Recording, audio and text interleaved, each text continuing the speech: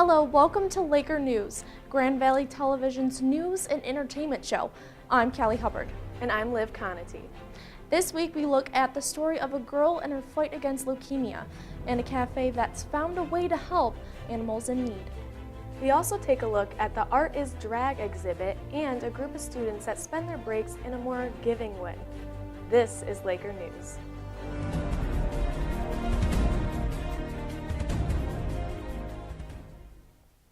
A teenager who has been diagnosed with leukemia for the second time faces her dreams working in the medical field. Most teenagers can't wait for their summer break, but 17-year-old Tori Story isn't like most teenagers. She would rather be in school instead of battling with an old foe, leukemia. I have AML, acute myeloid leukemia, and it means that you have your immune system and you have your white blood cells, and my white blood cells are not normal. There's just so many of them. They crowd out all the healthy blood cells and they keep multiplying and don't stop. And that means her treatment can't stop, at least for now. I describe it as like a permanent IV, and it goes all the way to my heart. It all started when Tori's dermatologist found red spots on her body. These are a sign of low platelets in the blood. After more testing, she received news that would change her life. My brain literally shut off. Although the news devastated the family, Tori's mom was determined to support her daughter. Her job ended up giving her FMLA, which was really cool, so she got to stay with me the whole time. Swider says that without her mom, she would not have been able to get through it alone. It was nice to know that she was always there. Her friends were there for her too. They all made these. They spent a week making them, and then they all came in and hung them up in my room. They made paper origamis for her bedroom ceiling. So, Swider came back to happy memories and letters.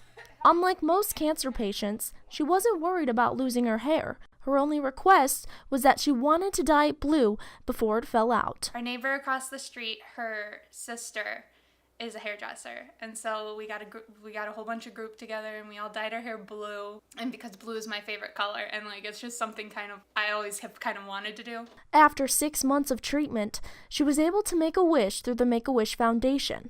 This is a non-profit group that pays for the trip of a lifetime for cancer patients. Swider decided to go to Disney World with her entire family. It ended up being so much fun, the amount of stuff that they do for you, because it's a whole thing. They have a whole village, of condos where you get to stay. And I'm a huge Harry Potter fan, so I made us go to Harry Potter World. We spent an entire day there. It was so much fun. After the trip, she rallied a bit and was able to graduate high school. However, this past summer, the cancer came back. I just remember saying it wasn't fair. But Swider didn't let that stop her. She was accepted at Oakland University, and her new dream? Getting into the nursing program. I want to be a nurse anesthetist, or maybe an OR nurse. That would be cool. Oh, okay, so this is senior year. Swider says she will be spending a lot of her time watching Netflix and playing with her dogs as she goes through treatment for the second time. Facing her new battle, she is surprisingly upbeat. I would say just keep your spirits up and know that there is an end, and it's not always going to be like this. Swider won't be going it alone. Her small army of friends and family are still supporting her. Together they say they can beat this disease for the second time. Tori Swider has high hopes of starting college in the fall of 2018 at Oakland University. A group of GVSU students are gearing up for breaks in an alternative way by volunteering. Linnea Martinez has more on the story.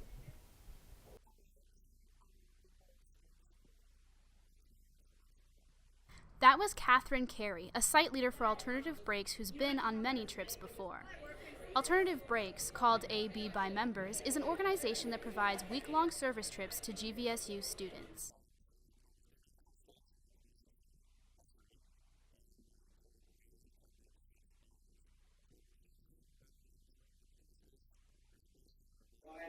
Participants sign up blindly, meaning they don't know what trip they're signing up for. That is, until now. Tonight is orientation.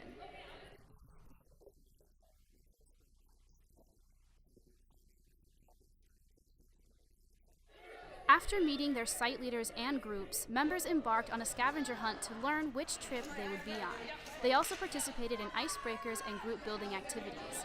Why did they join Alternative Breaks?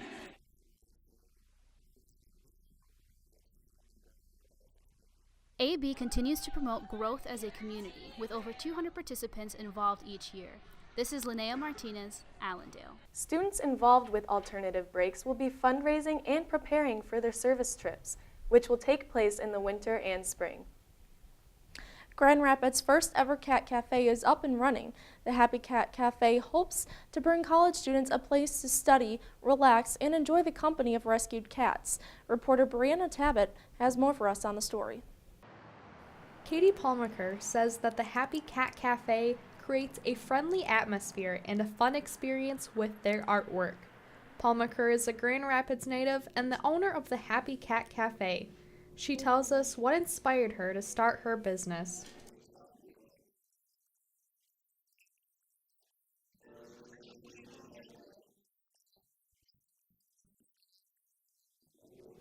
Palmaker says the Happy Cat Cafe partners with local shelter Carol's Ferals. The shelter rescues stray cats from the Grand Rapids area and prepares them for adoption. She says by the time they arrive at the cafe, the cats are microchipped, neutered, spayed, and have all of their shots.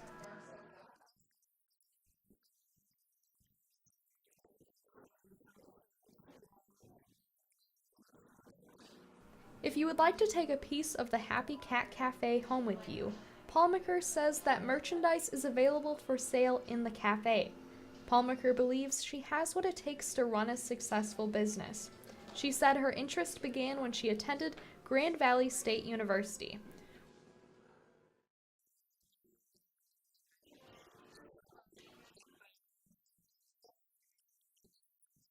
Family is kind of like the family that when there's an awkward silence, you start talking about the cat. Palmaker hopes to keep her business growing and encourages college students to use the Cat Cafe to study and relax. Reporting in Grand Rapids, I'm Brianna Tabbitt. Palmaker encourages customers to make a reservation, and walk-ins are accepted. So come on in and enjoy coffee or hot chocolate while playing with some of Grand Rapids' friendliest cats. 2 students bring the culture of drag with their art at GVSU. Reporter Catherine Beach has more on the story.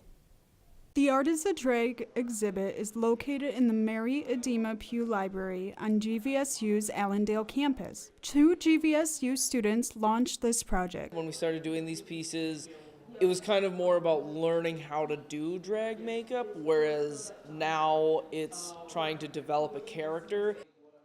Kaylee Britton started drag in middle school, and Rachel Britton started as a photographer and was drawn to drag soon after. We just want drag queens to be more present in gallery spaces and to be more represented in gallery space and fine art in general. They use multiple mediums, such as makeup and photography, to create drag shows and art. They have presented exhibits in a lot of do-it-yourself spaces and smaller galleries. My aspirations for the show in general is just to perform and to bring drag and the art as drag in general to more galleries in the Midwest and just across Michigan, I guess, in general, and then soon the world. Reporting from Allendale, Michigan, I'm Catherine Beach. Well, that's all the time we have for this week. Thanks for watching Laker News. But before you leave us, if you want to see more Grand Valley stories, check out our Facebook page at GVTV Laker News. Have a great week, Lakers. We'll be back next semester with all new Grand Valley stories. Good luck on finals and anchor up.